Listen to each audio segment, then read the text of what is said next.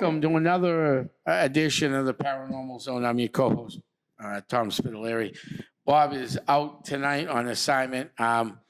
We're actually going to make history tonight on this podcast. We are broadcasting live from the new James R. Ross Memorial Studios at 60 Island Street in historic mill buildings in Lawrence, Massachusetts. This is going to be the new podcast area. We're actually in my office tonight. We haven't quite got the podcast room fully set up, but over the next week or two, we'll be working on that. But from now, the podcasts are going to be dumped on Tuesdays from now on. And just some housekeeping I wanted to get out of the way. I want to thank everybody that showed up the last 2 weeks. Went to the Sky Watchers event and went to the Essex County event this weekend in Haunted Hilldale. We had a magnificent turnout for both events. Looking forward to August, a full September where I just booked 2 more events. So we're going well, and I'm very happy with that. Thanks to all the listeners that have been tuning in. The numbers are doing well. Keep sharing this. Remember to check this out on our YouTube page and keep sharing this. And we'll be back on Spreaker and a whole bunch of other sites coming real soon. For today, though, I want to reintroduce Kay Golden. Kay's an author, ufologist, has had some many experiences with UFOs. So, Kay, welcome back to the show. Hi, Tom. Thanks for having me back again. No problem. So, what's been new in the UFO world? Anything good going on? Well, as I said the last time, and I know we had hail and all that come down, my book, Into the Gray's Abyss, is being split into the 2 volumes, 1 and 2, and it should all be ready by the end of August on Amazon. So it will be available in volume 1 and volume 2. And then my other book will be hopefully ready by December, getting a little behind on it, but that one promises to have some good stuff in it. I have a interesting take on Dulcie Base for that one, and some other stuff. Oh, interesting. So the last time we spoke about a few things that was quite interesting, I have to say, regarding what's going on in the ufology world. There was something you wanted to go over. Bob quickly mentioned it to me. Do you remember what it was?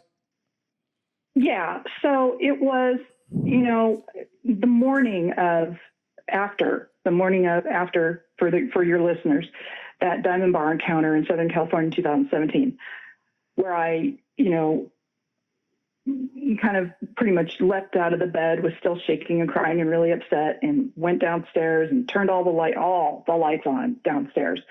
And went out the window, the side windows on the back porch, and sat down to try and get my head together and breathing. I made a big pot of coffee too that day. But I want to tell listeners that when something like that happens to you, it is so overwhelmingly shocking. It is sensory overload is how I think I want to put it here.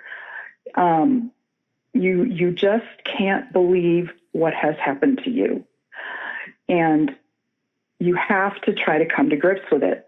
So if your listeners are out there, and you're out there and you've had something like this happen, or you thought you just maybe had a dream, and maybe you woke up with a nosebleed or a really bad stomachache, or you found marks on your body that weren't from like a night of partying or something like that. Don't discount it. Don't discount it. There have been so many people who've gone through this, and so many people out there who have not had the courage to come forward. And I understand how hard that is. I came forward because I had no other options. I was spiraling down into depression and not understanding and not able to cope very well. I had to get it out. I had to get it out. And if it helps just one person, then that's a good thing. But I mean, in the last 10 years, it has been crazy with the UFOs reported in our sky, the drones, the spheres, the saucers. Oh my God, people are seeing triangles. People are seeing pyramids. I think I have a photo of one of those in my book from a swarm over my house, our old house, during a thunderstorm last year.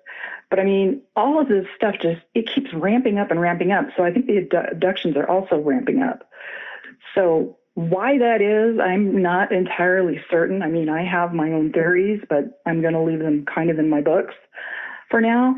But when I sat there and I was trying to come to grips with this, I mean, it felt like my whole world that I knew was just gone in an instant. The very thought of what the hell just happened to me and how is that even possible? We've all been told that we're the only ones, from birth and through school and possibly even church, hey, we're the only ones on the planet. It happened this way. The history was told to us this way. And now we're all finding out that that's not true. I mean, there's a lot of stuff in history that's just not true, unfortunately. And I love history. But I mean, I sat there and I'm trying to come to grips with this, and I'm crying and I'm shaking, and I mean shaking. And it was so overwhelming. And I'm not saying this to freak anybody out, but I mean, you see something like that in your bedroom first, number one, something that should not be in your bedroom, no matter what, in the middle of the night when you're supposed to be able to sleep peacefully in your room, especially, if you have a spouse or better half or whatever. And the fact that my spouse, my husband, was totally zonked, was not aware at all of the situation and has never been aware from what I know. And that is mind-blowing in itself. How do they have the ability to come in, to throw a blue freaking light in your room, and you don't know where it's coming from, to have your body vibrate and shake, and have your breath taken out of you? I mean, pretty much. It was like the wind was knocked out of me. That's how bad I couldn't breathe very well. Mm-hmm. And then, seeing that being at the end of the bed, and then the one right next to my head. And that was only two beings. But I mean, it is just sensory overload. I mean, you sit there the next morning and go, what the hell just happened? And you're put on a craft and you're experimented with, or you're used, or they test you for something. And I think the things that I have been hooked up to and tested for whatever purpose, it's all probably going to come to a head at some point, maybe in 2027, like everybody's been saying. But I think there's probably those of us who they just take and they just use. And then there might be those of us that they take and they use and they think, oh, we can maybe use you in the future for something else, So they kind of keep you in their back pocket. And I think that's what's happened to me. But again, I'll get back to it. It's just the whole sensory overload is incredible. And you spiral down because you don't know what the hell's happening to you. You don't know if you're losing your mind. I mean, and that's an easy thing to say. It's an easy thing to tell somebody in your family, hey, this happened to me. But when you see the look on their face that says, you're nuts, then you shut up, you shut down, you don't say anything until, by the grace of God, I was able to get a hold of Linda Moulton Howe on the phone, no less. Great journalist, renowned UFO researcher for years and years and years. And if it wasn't for her, I wouldn't have come out with any of this. I wouldn't have been able to. I wouldn't have had the strength. So listeners out there for your show, I mean, I'm just telling you, if you've got the courage to come forward, if you've written it down, if you've written your dreams down, whatever's happened to you, you got to come forward. You got to, because everybody's having their day in Congress, these whistleblowers about the UFOs, about the saucers, about the crash retrievals, but nobody's been asked to come forward about abductions. And that is huge. I had a brief conversation with ex-AFOSI officer, Air Force Special Office Investigations, Richard Doty. And I told him about the few things that happened to me and some other things. And he said that all of the UFO stuff the very darkest thing is the abductions. So I got that confirmed by him. And Linda and I have spoken so many times. I mean, she knows it. And then you've got, like in my situation, you've got these grays, these Zeta grays that are the ones that are not benevolent. They are using people for this, DNA hybridization program.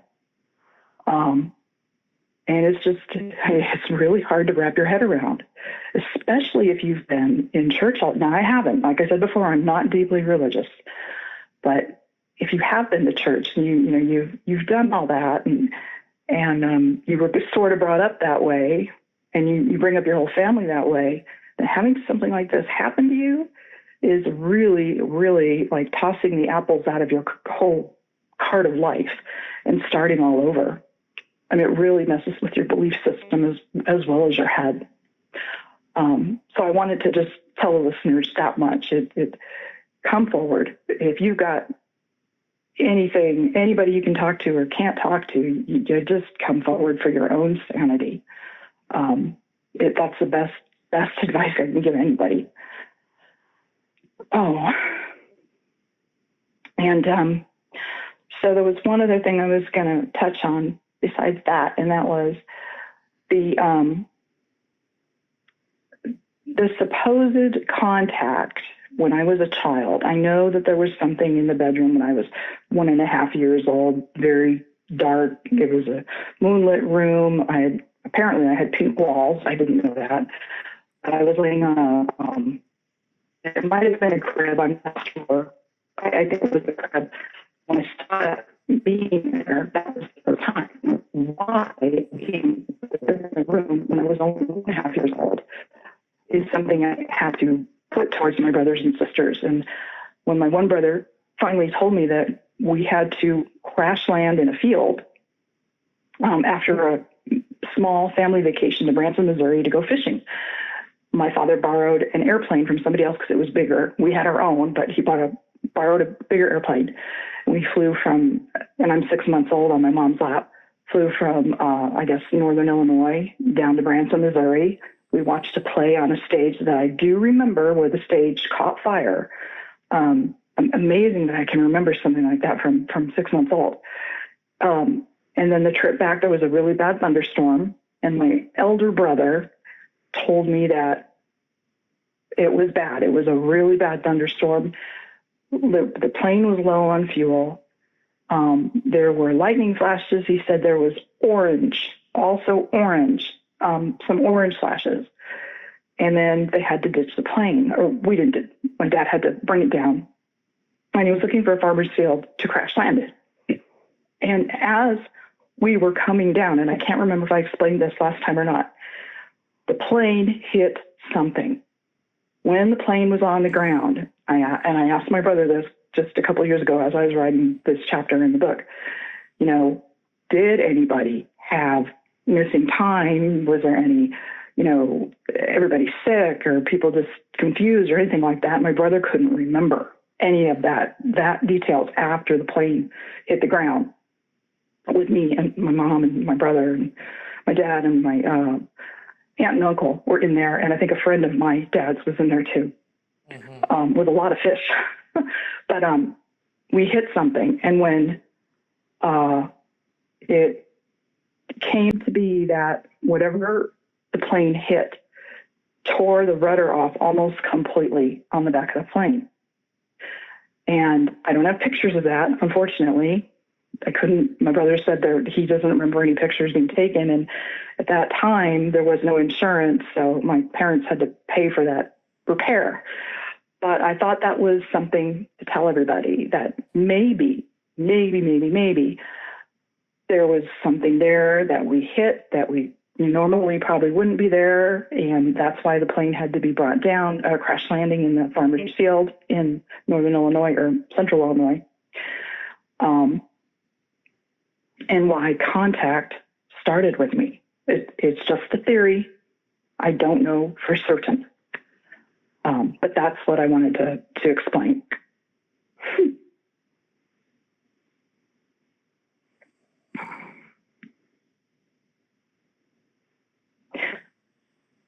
So if anybody's had any strange experiences like that, I think that's something worth bringing forward. Because now you see all these airplanes in the sky and helicopters, and we have near misses happening with these UFOs a lot of the time now.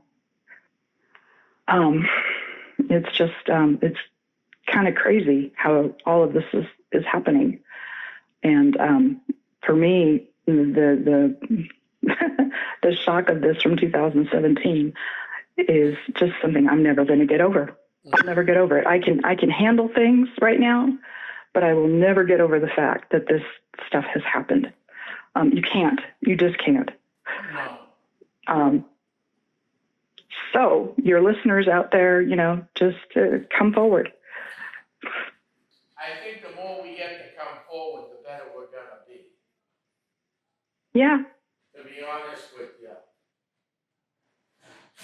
I don't think if people don't come forward and say, hey, I saw this, or hey, this happened to me, we're not gonna really know what's gonna happen. We know something's gonna happen, we just don't know when. Yeah, that's true. But everybody's, I don't know, in the circles people that I've spoken with, everybody is pinpointing 2027 for something to be really eye-opening. And everybody speaks of disclosure right now. And what I say is disclosure is kind of already happening. It's been happening. I mean, with all the documentaries, all the movies, all, everything. Right. That's all disclosure. That's all part of it. And if anybody out there is a reader of the Blue Planet Project papers online, they're in there. It basically reads that they wanted this. This is the way it was planned, that in the 1980s, they were going to start bringing all of this out in TV specials and documentaries. And did you know, Tom, that Disney had a long video done? They were going to open up all these alien rides at Disneyland and Disney World to shock people. At what? I'm assuming to shock people into believing, but it never happened, of course. But there was a whole video on that. When I first saw it, I was flabbergasted that Disney knew this. And then Rod Serling came out with a special, I think in the 70s of all time. It might have been the early 80s, but I think it was, had to have been the 70s. And, he talks about it, his special on UFOs and everything. And that was kind of jaw-dropping. So, yeah, all these documentaries and all this stuff that's come out. But, yeah.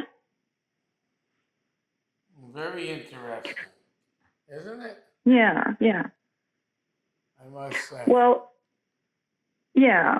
And then people, listeners, for the ones who've read my book, you've read the chapters. They don't really change in the 2 volumes. They may be a little bit reworded here and there. And then there'll be extra chapters in volume 1 and volume 2. I like history, so I wrote about Captain Mantell, the P-51 Mustang that went down in Kentucky, April 7th, 1948. And if it was possible that he really did possibly, get zapped by the UFO that he was chasing, there's a lot of information in there that is, I think, twisted, not correct. And even the witnesses that they had come forward later on said that things didn't seem right when they looked at the plane crash pieces and what was on the ground. Mm-hmm. The way the plane, where the plane landed, it looked like somebody had just kind of taken it and belly flopped it into this clearing area, where if it had come down the way people said it had come down, spiraling down, it would have looked differently and pieces would have been on fire. And that was another interesting note about that case. So anyway, I wrote about that. And of course, Roswell's in there.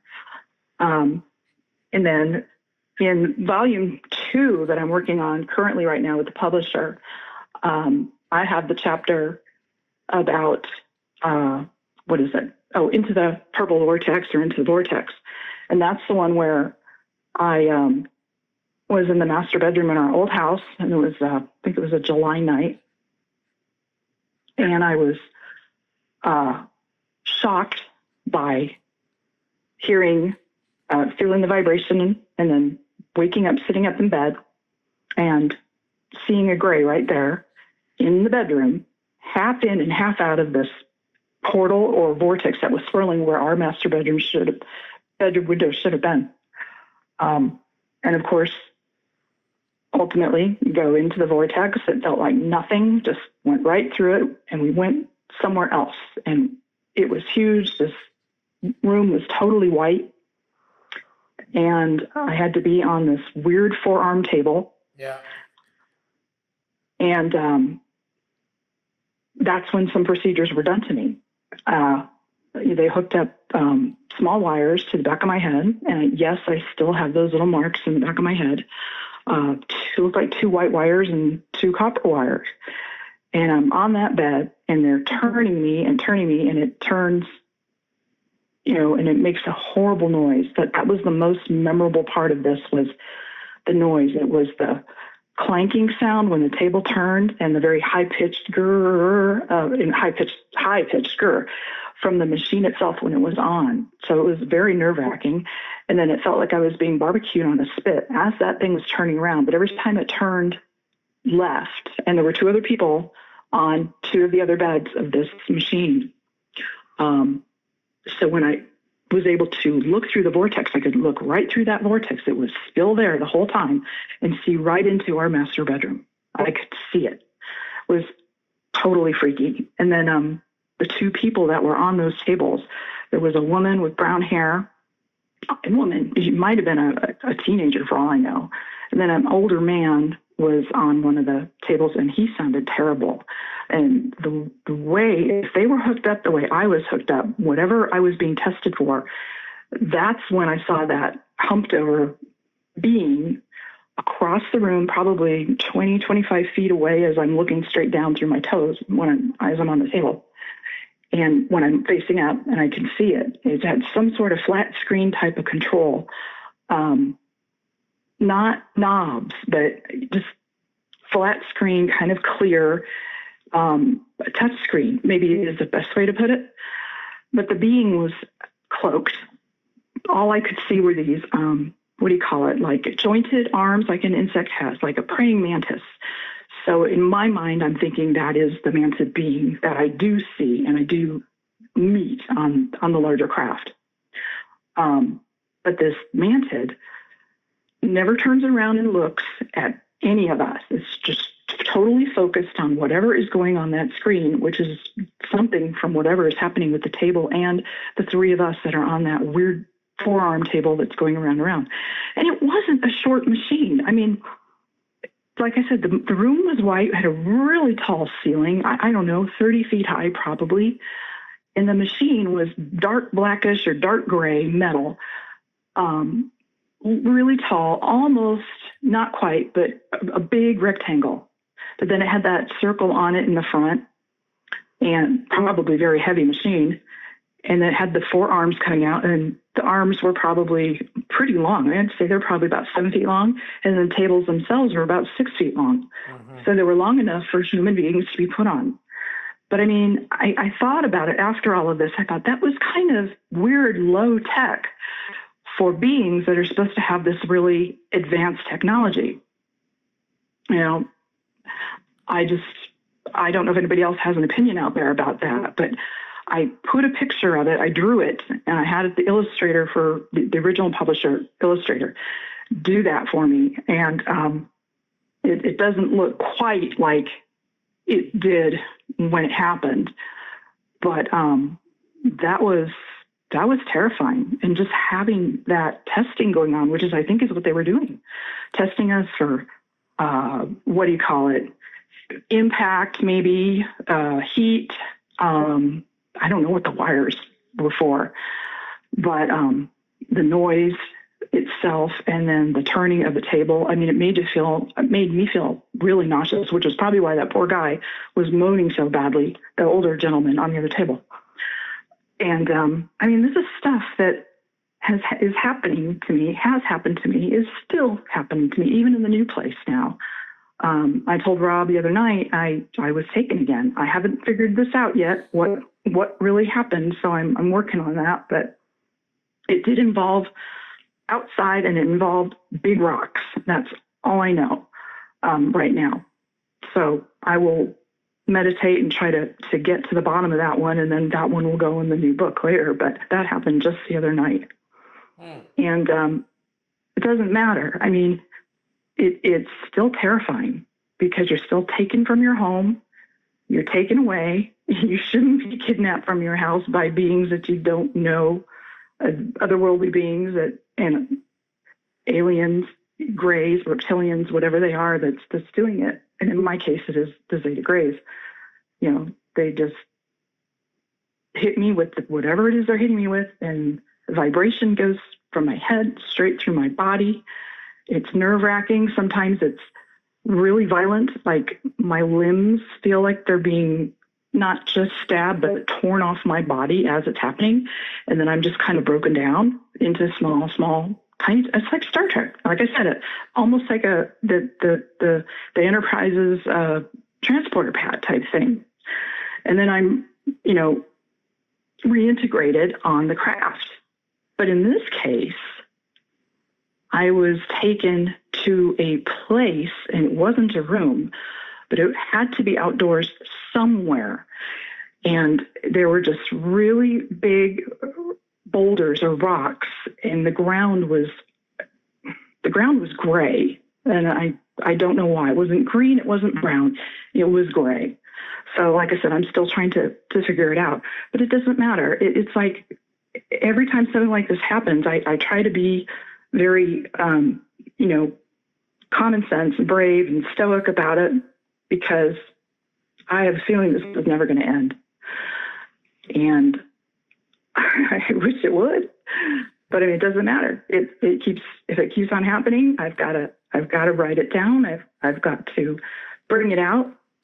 People need to know, just like I've always said, people need to know. And these beings are not benevolent. If these beings were truly benevolent, they would be saying, hey, can we take you for a ride on our spacecraft?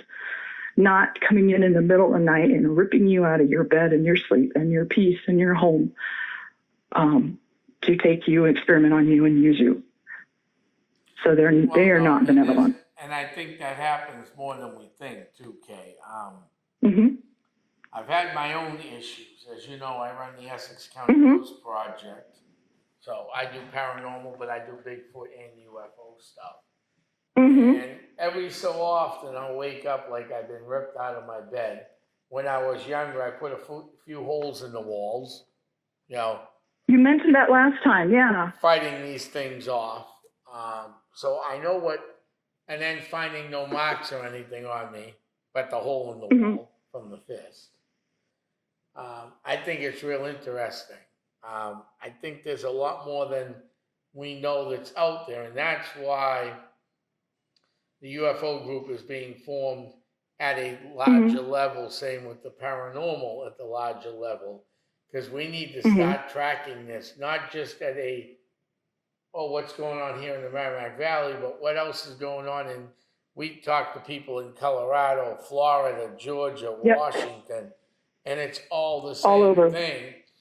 And I have two friends, two sisters, that were very well known in the UFO field. I won't mention their names. I'm going to have them back on the air. And one day she woke up sick, not feeling well. A couple days later, she was still sick. So she went to the doctors. Okay. Guess what? She was pregnant. Yeah. Oops. Now, she looked at the doctor and said, I'm not going to repeat what she said, but there's no way I'm pregnant. I haven't been with Right. anybody in 8, 10, 12, whatever it was, 8, I think it was 10 or 12 Right. months. She hasn't been with Right. anybody. So we all are adults here. We know how pregnancies work. It's pretty simple. Okay. Yeah. So if she hasn't been with anybody that she knows of in 10, 12 months, you go, oh, we got an immaculate Yeah. conception? Some Yeah. people believe in that. So it could have been immaculate conception. I'm not saying no to that either, because I do, you know, we just look at Mary. Yeah, that's the story there. Yeah. But a few months down the road, she woke up in a pool of blood. Quite a few Been there, months. done that. Yeah. It She happens. lost the baby. But wait a minute. It wasn't a typical loss of a baby. The baby was taken out of her. Yes. At about 3 months, right? It was either 3 or 4 months, yeah. Yeah. Yep. So That's their speed. she still sees her. She has seen her kid today, but more of a reptilian. If I remember the story different. right. Yeah. That's different.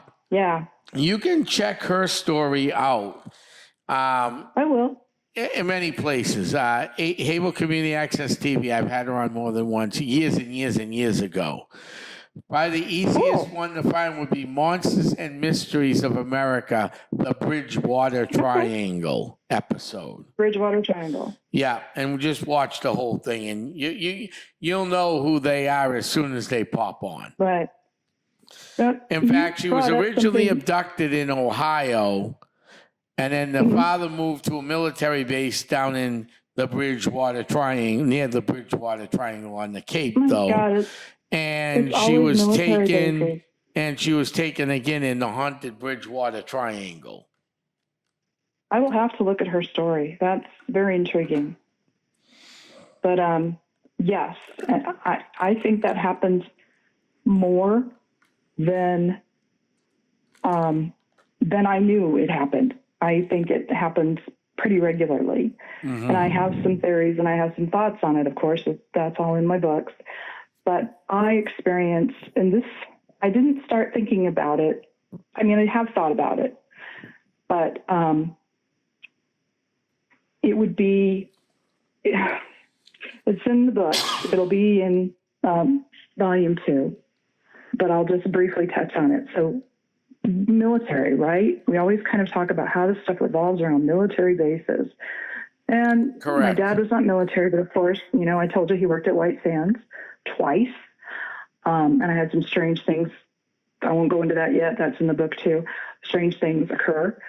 But I married a guy, you know, who joined the Air Force, and we got married right before he joined the Air Force. I was supposed to join the Air Force. I'm not even sure how I got out of it, but I did get out of it because I was like, oh no, I'm not doing it. Anyway, that's all in the book too. But 20 years of Air Force and all these bases I've been on. And I was talking to Rob about this a couple days ago. He asked me, he goes, well, why is the military base so, you know, predominant in these cases? Well, think about it. If they wanted the men to have wives and children, they would have issued them, right? That was the ongoing joke for the longest time in the Air Force, well, probably in any of the military. They would have issued them. So, but you think about it, our records are right there in the base hospitals when they had base hospitals on the bases, you know, and there were, you know, we were at like George Air Force Base when I had when we had our first child. They had access to blood, DNA, everything, right? And my baby, right? Okay. Just saying, I'm just saying, we're easy pickings because of those base hospitals, I think, and whatever was happening, because this was earlier. This was in the 80s.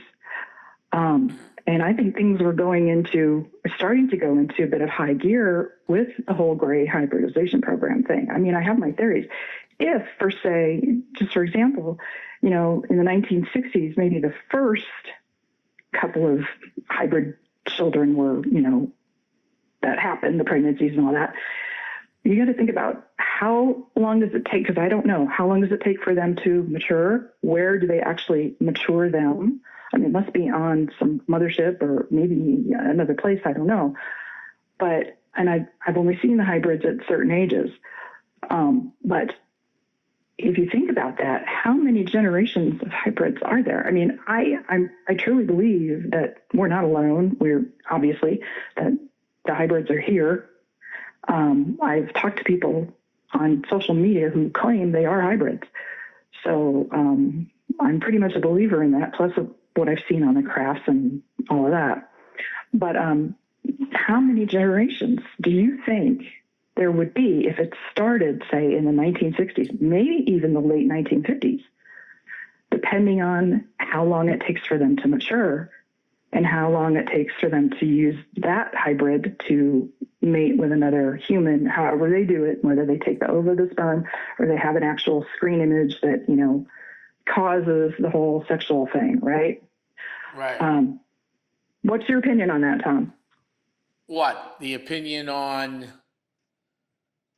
How many generations do you think there would be of hybrids right now if it had started in the late 1950s, early 60s? I don't believe it started then. You don't? Nope. I believe the hybrid, it's been around for generations. I believe this could have easily went back a lot further. Further than the 1950s? Yes. Interesting. Okay, interesting. There was a civilization here. Mm-hmm. Okay, now let's look at things real quick. I know you're not familiar with the East Coast, so, and some of our listeners are and some of them are not, okay? Sure. Well, we lived in Maryland for a short time. All right, I live in the Merrimack River Valley, okay, of Massachusetts, okay? Oh, okay. We're right on the New Hampshire line, okay? So, what's going on up this way? Well, there's a place called America's Stonehenge. Oh. In Salem, New Hampshire. Now, this thing has gone through many different changes, okay? But, and I've done shows on this, so we're not going to take up the whole time on this. So go back and listen. Just brief. Very brief. Okay. So it's about 4,000 years old, according to the latest data. Give or take 400 years, because that's what you do when you do stones, is a give or take. Now, this was originally called by Lauren Coleman from Salem, New Hampshire through the White Mountains, back to Rochester, back to Salem, as the Ossipee Triangle. Okay? Bigfoot, Birdman, UFOs all over the place. Now, that's a pretty big area to investigate from a logistical standpoint. So I broke that area down a little bit. I got part of it called the Salem-Wyndham-Derry Triangle, where there's been plenty of UFOs. And near where Bob lies in southern New Hampshire, a little north of the Salem-Wyndham-Derry area, Londonderry, is another triangle that I call the Sandown Triangle or the Sandown Angle, okay? And in the Sandown Angle, there are beehives. You know what beehives are? Stone beehives. They are at least 1,400 years old, okay? Now, America's Stonehenge on ley lines. You know what ley lines are? Sun lines? Line up with England Stonehenge, and downtown Tripoli. So my question's always been, who was here before us? And who put these stone structures up? Because the Native American culture, which was highly intelligent, making spear points and arrowheads out of nothing in stone, making fire in New England in wet, cold, damp weather to stay alive. Okay? Those people were very bright, but they did not have the equipment to build your Stonehenges, to put these beehives together with a lot of metal in them. Because we've done some of the beehive areas, we've researched them and found out there's a lot of metal in the ground. Interesting. Okay, so when you add all of that plus the pyramids, and I'm not a fan. I'm not watched many episodes of Ancient Aliens. This is stuff I've Oh, I actually know. Yeah. researched. I want my listeners to know this isn't me sitting there going, "Oh, this sounds good on Ancient Aliens. Let's write it down and use it." Okay, this is me looking at town history books, stories and local books, and all this other stuff. It leads me to believe that aliens, and I don't mean people from other countries. I'll make sure that's accurate, because we're using aliens for a lot of things that make no sense today. True. Aliens from other worlds have been coming to this world since pre-Native American time, pre-Columbian time. Okay. And I have a funny feeling they mixed with our native tribes and our other tribes that have come and have continued to live and thrive in some of these areas of what we call New England. Yes. So I think it goes further back. Yeah. Yeah. And I think you may be right. I know that Linda, and almost every time that I talk to her, and she ends up saying that, you know, we've got evidence saying that this goes back 270,000 years. And Bob Lazar, of course, was one who kind of brought that forward in one of his, in one of the documentaries I saw him on. But she referenced that too. And then I have a couple of physicist friends at, where are you? Berkeley and Cal State. They are saying that it does go back that far, the evidence. And I think one of them has a piece of the Roswell craft that they're doing testing on, as I recall. Yeah, I think that's Chris. Anyway, I digress. But so, yes, I agree with you. I think it does go further back.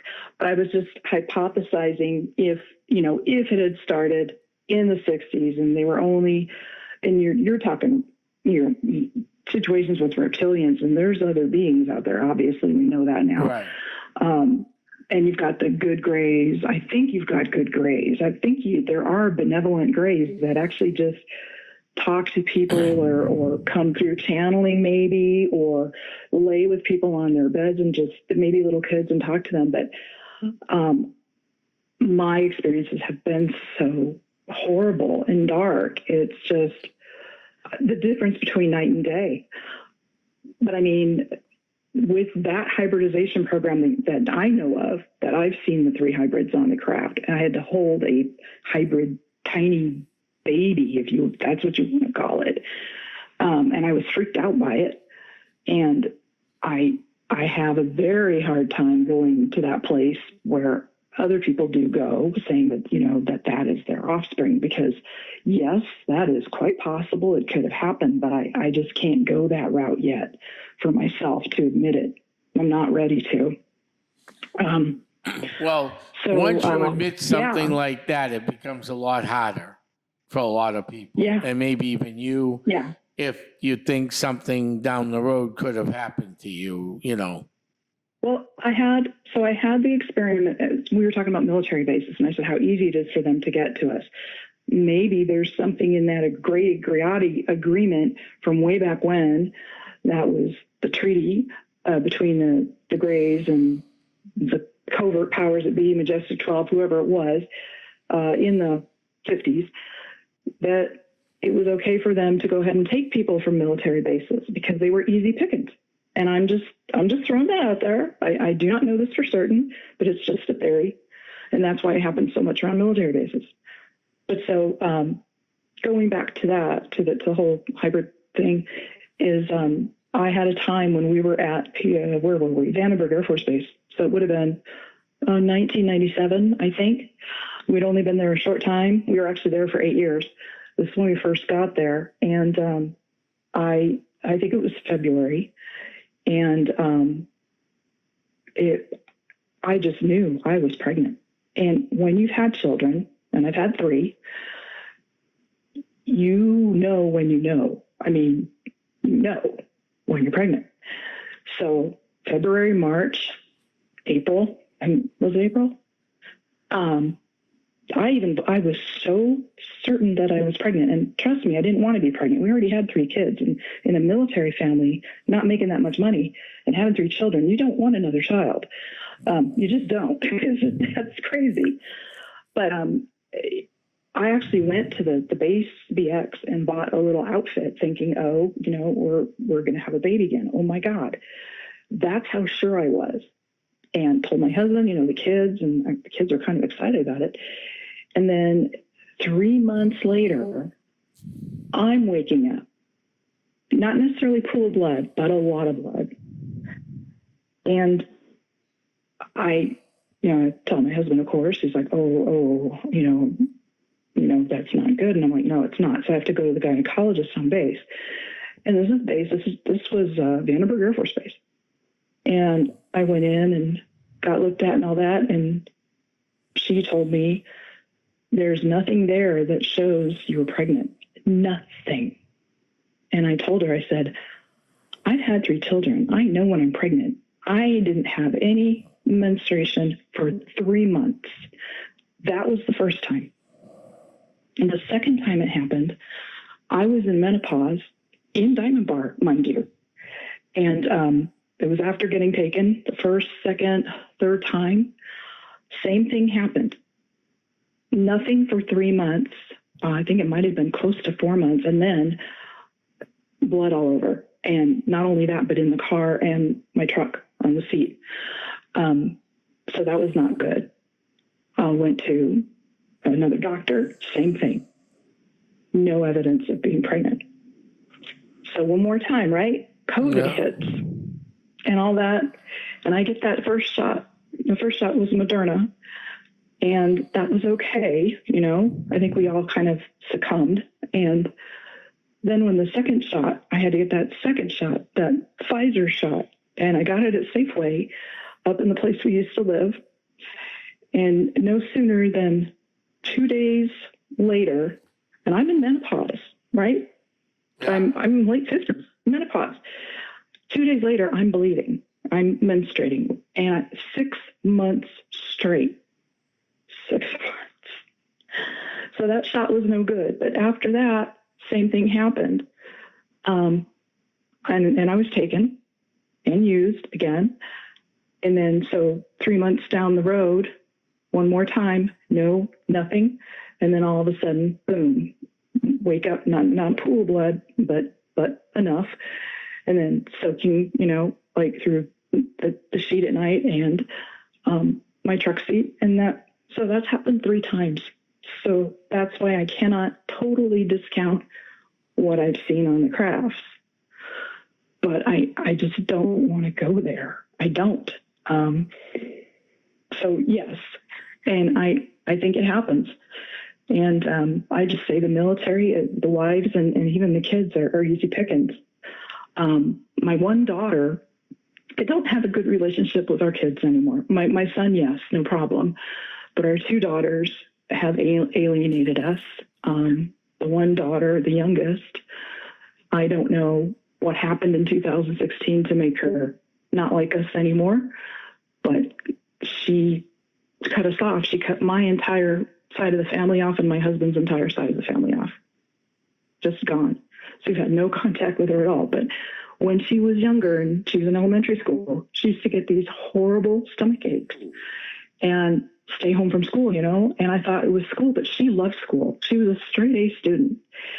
And now I wonder if anything had happened with her, because they say it happens in families. And our other daughter, we hadn't had contact with in, it's been years now. She had 5 children with a man, not married.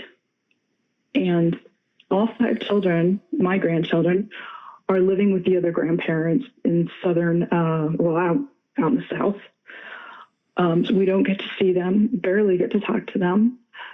And we don't call her. We have no relationship with her because we couldn't understand how she could do that, how she could push her kids aside and try to do all these other things. And expect the other grandparents to raise the kids, but I digress. I don't know if anything happened with her. I've never been able to have a conversation with her that didn't end up with her yelling at me.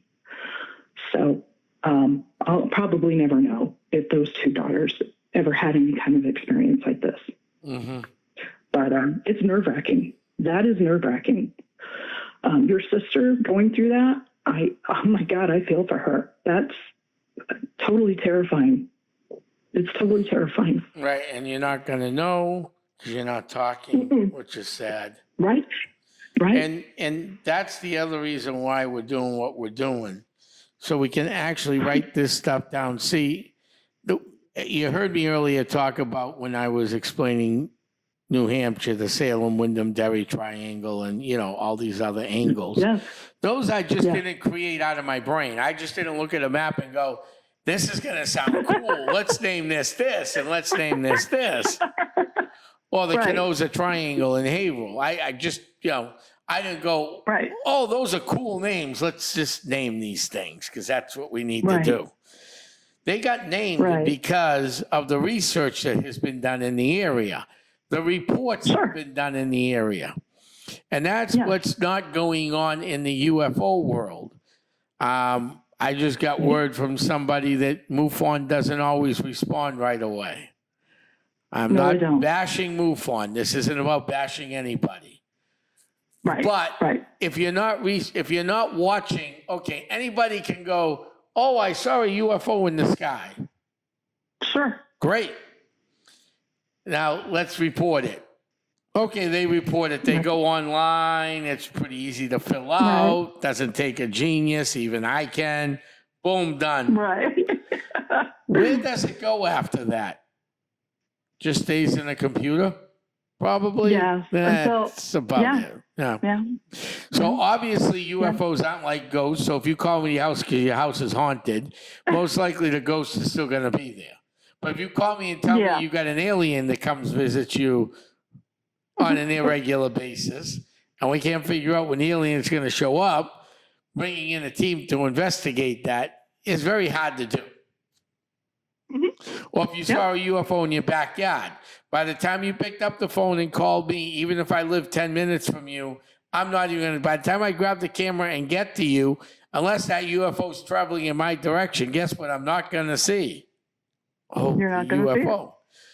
So what we're trying to do with this is, and I was hoping, okay, and this is an apolitical show, so I want to let you know that right now. Sure. All right. I was hoping when 10 years ago or so, when Donald Trump released the UFO files, I had other ufologists on. I was actually hoping to get something out of that. So I went online and printed it out. 160 confirmed UFOs since 1960. I went, there's over 160 in Rockingham County in 1 year. I don't think so. Yeah. So I went, this is kind of depressing. Now I think it's up to 400 or 500. They've gone up the numbers. Okay, fine. But what I wanted to see out of this report, and I never got to see it. Okay, so let's take an example. Something that everybody knows. Roswell, New Mexico. I think everybody knows about that. Oh, yeah. Okay. Yeah. I forgot the exact date of Roswell. What was that? What date was July 4th, 1947, or July 1st, 1947. Okay. Reports differ. All right. So let's say between July 1st and July 4th, 1947, Roswell, New Mexico. Okay. We know about this because it's written in books. It's been on Unsolved Mysteries. It's been all over the internet. It's all over the world, right? Sure. Yeah. So July 1st to July 4th. Do we know if there were any UFO sightings from, say, June 25th to July 1st in that area? Or July 5th to, say, July 10th? That's what I was hoping they would show in these reports. Because now if you're seeing it before the big Roswell thing, you got to wonder what's going on and what they're doing in that area. And that's why mapping these things and keeping up with these things is so vitally important. So I you agree. could see, I totally agree. you could see what's going on in the big picture.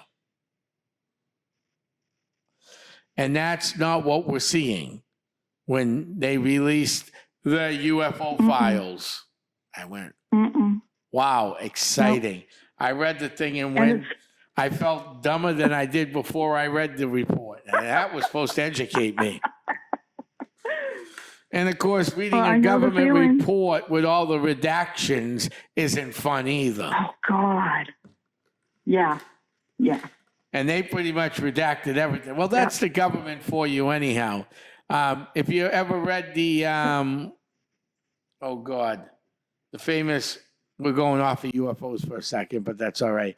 Have you ever read the famous report on the Kennedy assassination? Yes. I mean, it's all redacted. Yeah. 9/11, something newer, all redacted. I'm dying. I haven't yet pulled the files to see what they released on the Kennedy assassination, but I bet it's going to read like, there was a shot that came from redact. It hit President Kennedy in the skull and went left, right, redact.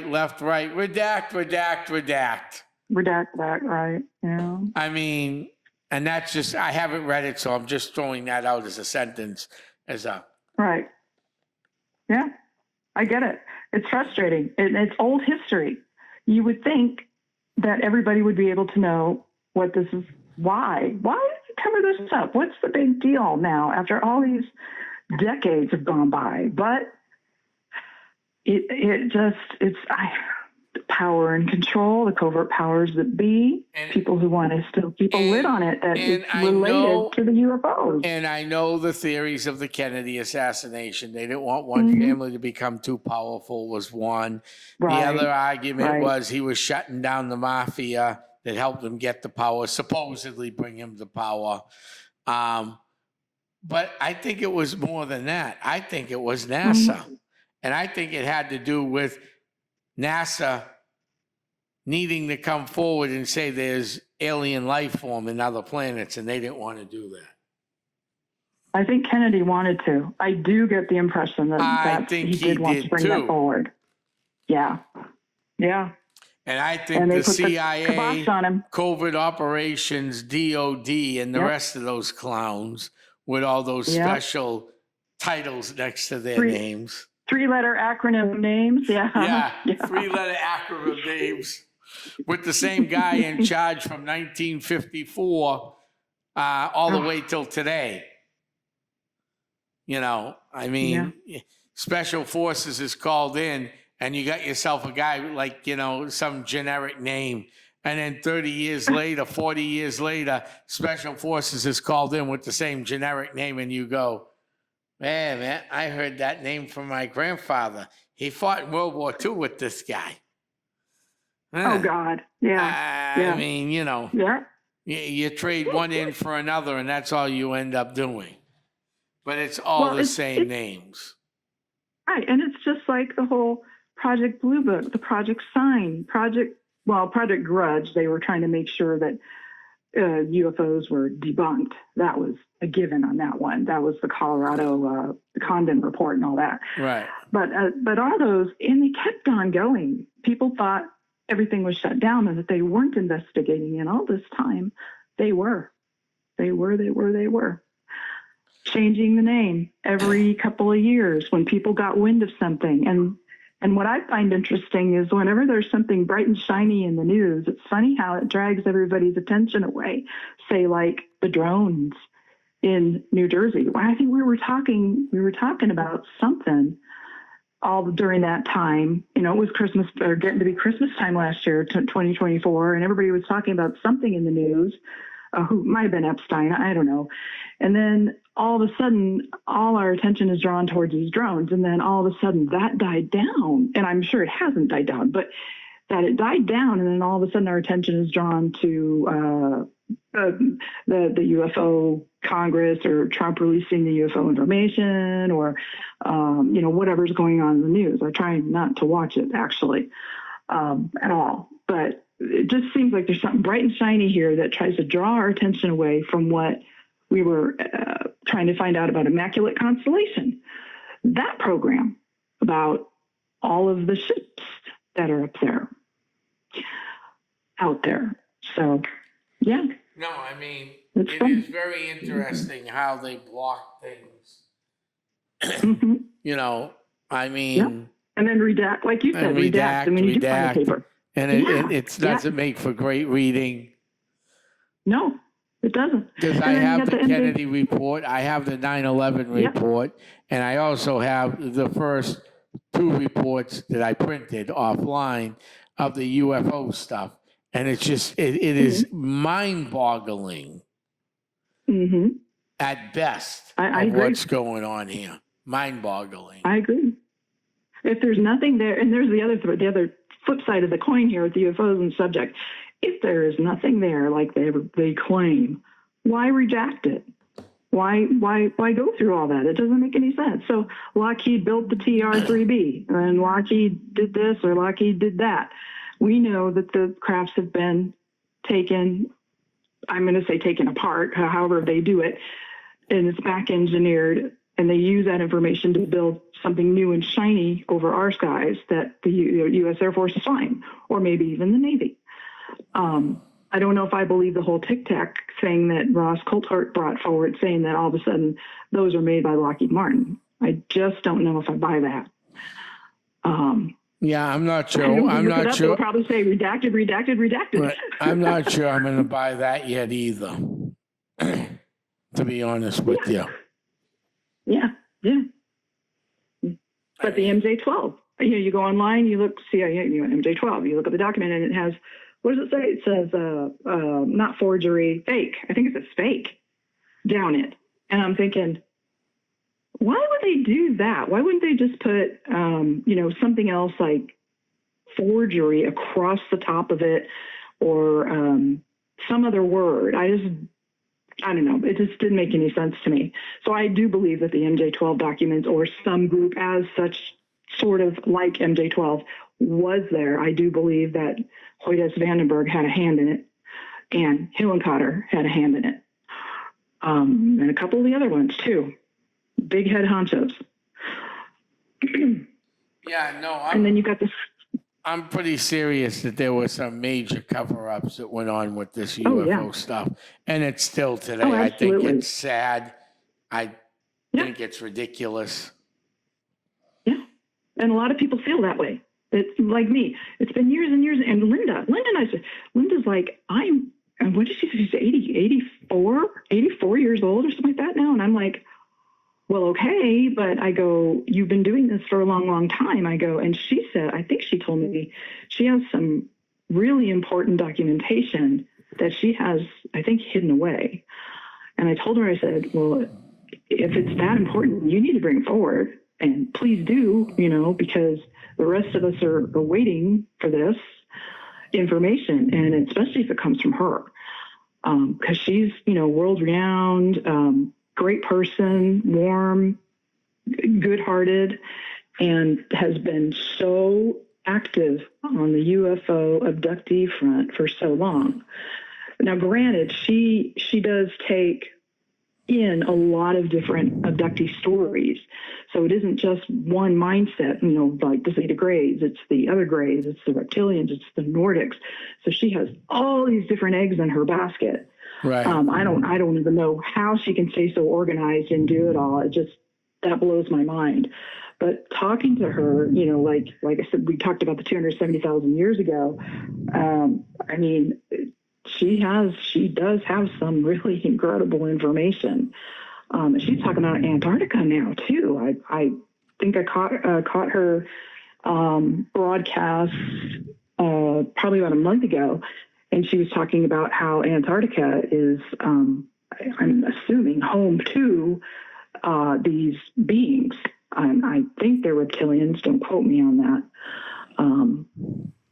So yeah, there's a lot of stuff going on that it's too bad that we can't all know about it. But if it's a power struggle, if it's all about power and control, which I kind of think it might be But I also think if it's really something that's that bad that the humans can't handle the fact that, we've been played with, that Earth is a petri dish and all these different species are doing this stuff to us, to all of us, or to some of us, whatever, and it's too, what do you call it?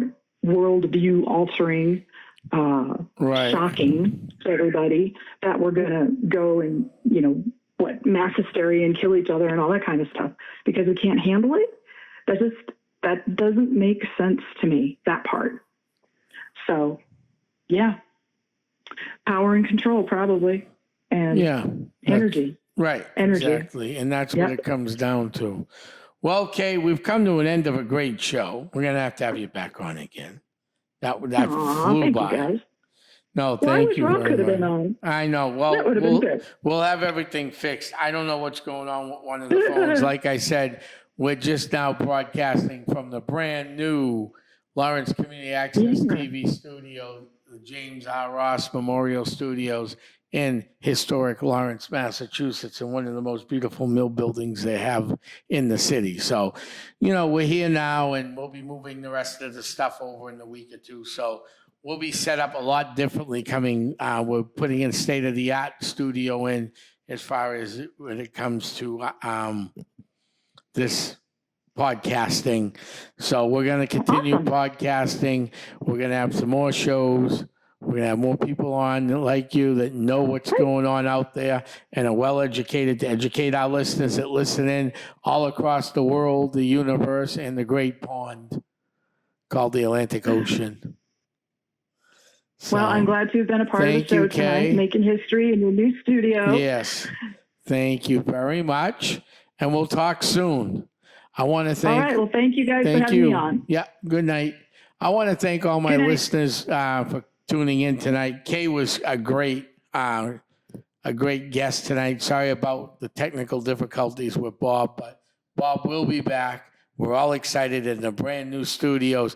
If you have any questions for Kay or myself or even Bob about UFOs, UAPs, the paranormal, please email us at theparanormalzone.com. And you can reach us by email at Paranormal Zone. So check that out. Check out Facebook. Check us out with the Paranormal Zone. If you can't get a hold of us there, you can easily get a hold of EssexCountyGhostProject.com. So you can check us out there too. Essex County is putting out a brand new website. It'll be out within the next week. We've had a little slowdown with the moving of the studio and a few other minor things. But again, we had a very successful weekend. Both events were successful last weekend and this weekend, marking a very happy couple weeks for both for the Paranormal Zone. So with that, I want to thank everybody for tuning in, and I'm heading back to my crypt. Good night, everybody. Bye-bye.